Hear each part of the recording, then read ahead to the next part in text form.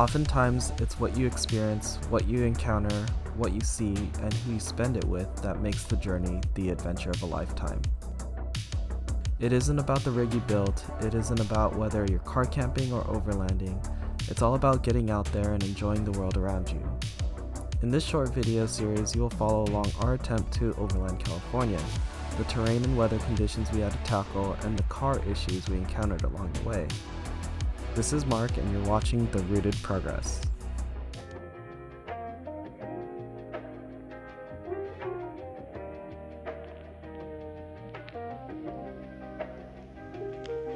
For the record.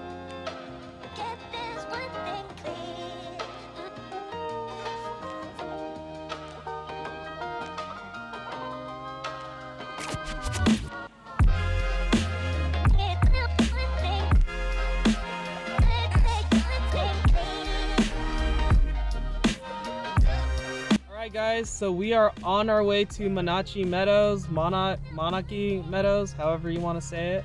So it's going to be really awesome. We're probably going to get there like once the sun comes down. We're hoping we can get there before the sun comes down so that we can set up camp easily while there's still some light. But yeah, we gassed up, we got some extra groceries for the food for 2 days.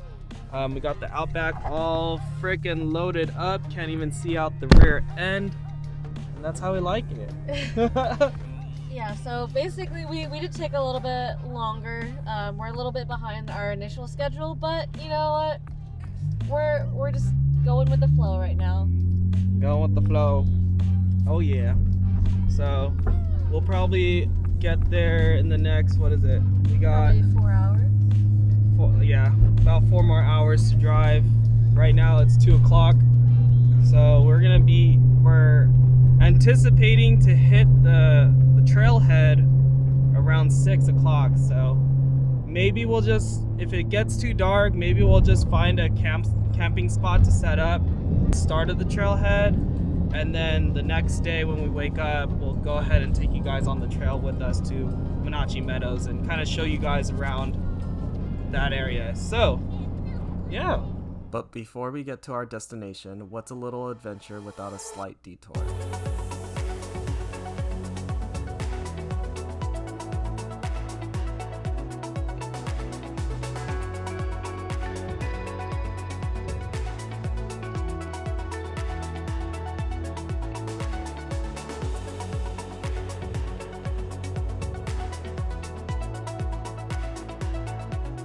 We finally had to air it down, got some mud, some snow. So what do you think, Mark? Just want to get to the campsite already. Yeah, it's don't want to get stuck out here. So yeah, we're trying to be as safe as possible, and definitely like there's still some snow out here. We've barely seen anybody out here, but yeah, we'll see. Right now it's 6 o'clock. So it says it's still about an hour to get to our campsite. So hopefully we'll be there before it's too dark. Alright guys, so we are now at a fork in the road. We're supposed to go up that trail over here. That's supposed to lead to the Monarchy Meadows trailhead, or at least from the route that we were taking. But as you can see, nobody has driven over it. We've already been rubbing on our underbelly side, so I don't know how tall or how much snow there is here, and I don't want to get stuck, guys. I mean, oh yeah, that is deep. That is fucking deep, guys. Oh yeah, so we're not gonna go that way, unfortunately, but this is still very beautiful and there's absolutely nobody out here. So we're gonna go down this trail. Definitely less snow, less likely that we'd get stuck down there. So we're gonna continue onward down there, and then after camping out there, we'll just head on home, but probably no Monarchy Meadows.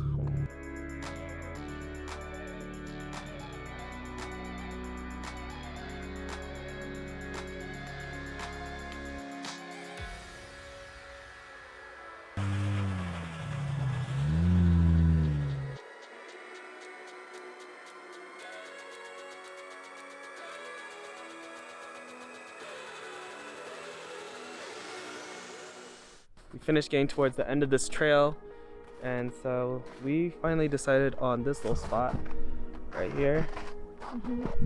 And looks pretty awesome. I kind of like it. Yeah, it's really pretty. I mean, definitely not what we were expecting, because we thought we were gonna go a little bit further out, but that's okay.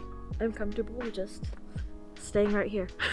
This is nice though. We still got some snow, you know, and there's nobody around. We have this place all to ourselves. Kind of scary for me, because I don't like to do these things by myself, and that's why my wife's with me.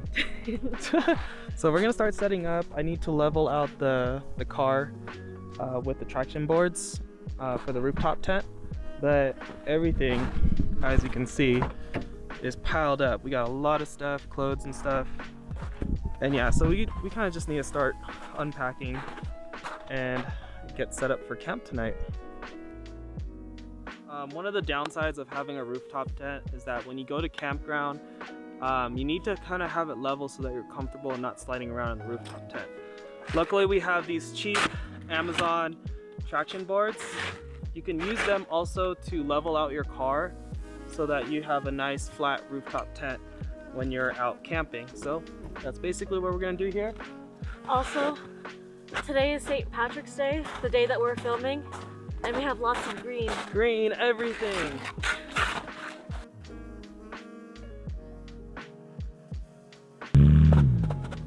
Good? Good. All right, the rooftop tent is now leveled with the traction boards. It looks much better. So now, we got the opportunity to set up camp still before the sun is completely out. Yep.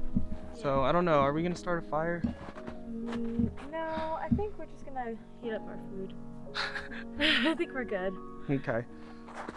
I'll take chili. You want chili? Oh, pot pie. Oh yeah, pot pie. You Ooh. wanted pot, that's what we got. Ooh, no, I'll take chili. I'll take chili too. We'll do chili.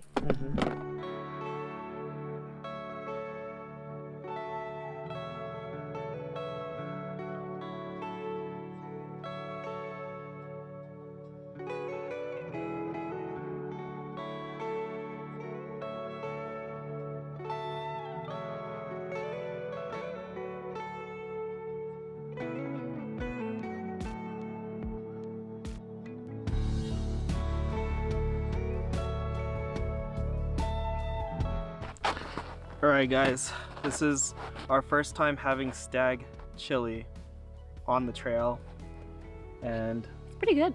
Pretty hefty. it's a good, nice, convenient meal to have. You don't gotta prep anything besides bring whatever stove heater you got, and boom, $1 or something, almost $2, $2 something at Winco. So yeah, it's a good meal if you have nothing else planned or don't feel like carrying out a lot of stuff with you. So hell yeah, love this shit right now. Quick and easy. And it keeps us warm. Yes, yes, definitely. So really happy with this, and we're just really enjoying being out here right now. The sun's getting low, guys, so probably not so much more video right now. So see you guys tomorrow morning.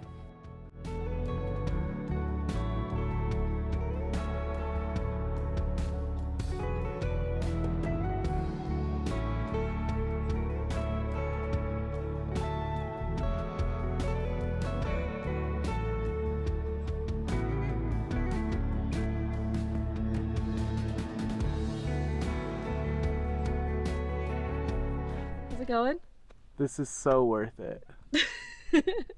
Alright guys, if you guys were wondering how the heck am I pooping out here in the cold because it's freaking freezing, instead of freezing my butt off, digging a hole somewhere and then being exposed to the elements with my hiney butt, we got this little thing. This is a little pop-up tent. It's foldable, really easy, and then if you come over here, there's plenty of space to put a commode and a bucket.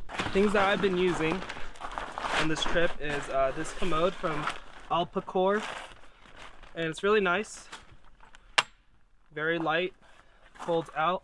So I got one of these large plastic bags and I put it in here, and then I line it around the toilet seat,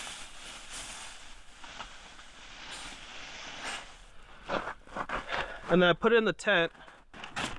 And then if it's really cold, guys, I use this Mr. Buddy heater. This thing does wonders, especially when you have it in an enclosed tent like this. It really keeps in all the heat. You stay nice, comfortable, toasty while you're pooping. Let me explain why I have this double bag setup. So after you're done pooping and peeing or whatever, you see how there's all this extra edge right here? So that's not contaminated. And then you can tie it all up together. And then you can put it in here. And voila, you're done. Then the next person, whoever needs to go next, or if you need to go poop again, you can put another liner. That way the stench is all contained and there's no spillage. At the end of the day, when you're all done, then you can grab this and then you tie it again. And then we got this Home Depot bucket, and then we put it inside. And it has a good seal on the lid, so it actually, we've been traveling for about 2-3 days now, and we haven't had any issues with smell in our car. So this is a nice way to pack in, pack out your poop and not harm nature. So yeah, that's my little poo-poo setup. Another thing to mention, guys, is that when you have that bigger bag wrapped around, there's absolutely no chance for staining your little commode and then having to clean it up. So it's been very sanitary, can be used with multiple people. So yeah, it's a really good system and I really like it. So thought I'd share it with you guys. Breakfast of champions. Mm-hmm. Yum. Now when it's really cold like this, like sometimes soup just hits the spot. I mean, we also had clam chowder. We did have clam chowder, yeah. But cup of noodles, you know, like this was one of the things that we initially packed. And it was like emergency, but when you're cold, want some soup, some chili, some warm stuff in your belly. Mm-hmm. And you know what I'm thinking? If like I'm still hungry after this, Mm-hmm. I'm just gonna use the cup for my chili. There you go. That way I don't have to wash anything. Reuse. Yes, reuse it. So I just made some coffee. What I use is I have instant cold brew coffee from Trader Joe's. You can heat it up, you can serve it cold, whatever. It's freaking cold right now, so I warmed up some water and I haven't stirred it yet, but I did use some non-dairy oat beverage. I like that. And yeah. Also from Trader Joe's. And it's also from Trader Joe's. We like to go to Trader Joe's. And so yeah, that's my coffee. Alrighty guys, so we finished eating, we packed up all our gear, and we decided to kind of explore a little bit more. Didn't realize that further up the trail there was like this nice little camping area that already has a fire pit. Darn, so we probably last night just camped out on the actual trail part, but it would have been nice if we actually kept going a little bit further. So it was literally like a couple 100 feet away. Yeah. Yeah, but it's freaking beautiful up here, guys. There's a sign over there that tells us we're in Jackass Meadows, so it's nearby Monachi Meadows. And yeah, we gotta go home so that we can package our kombucha. We're gonna go meet up at the Rigs and Chill event. If you guys didn't already know, we're trying to start up a kombuchery or kombucha brewery.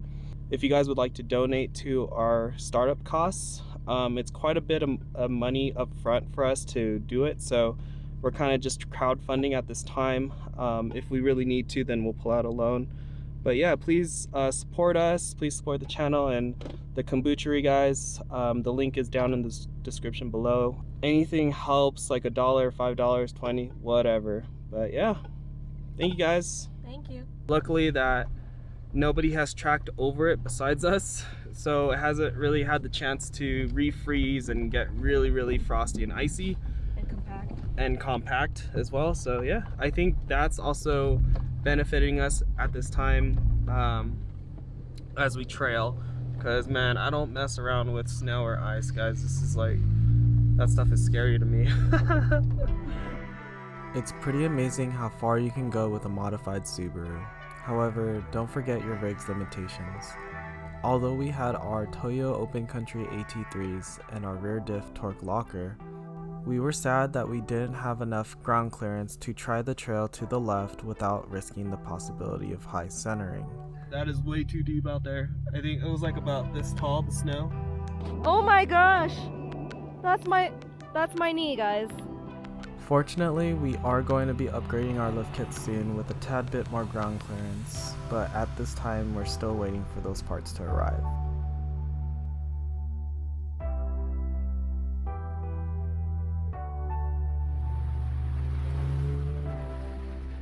Overall, we are glad we were able to camp up here by taking the trail on the right. This was definitely another epic trip for the books, and in the end, none of it would have been worth it without my favorite person in the whole wide world. In the next episode, we take a break from the trails to regroup and spend some time with our Soft-Road Nation friends at the Rigs and Chill event. We'll see some amazing rigs and some very unique ones, so stay tuned and keep on trekking.